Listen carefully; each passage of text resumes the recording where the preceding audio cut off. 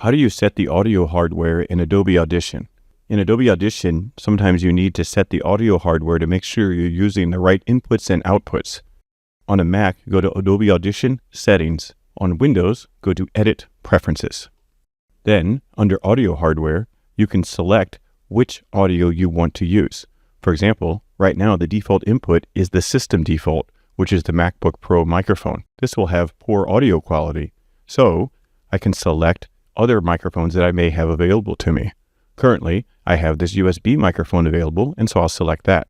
When you change your device or plug a new device in or remove a device, Audition will say device changes can modify channel mappings, input assignments, and affect playback or recording currently underway. Do you want to continue?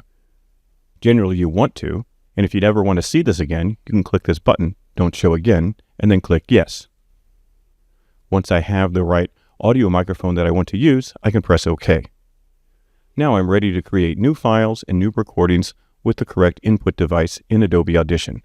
Happy recording!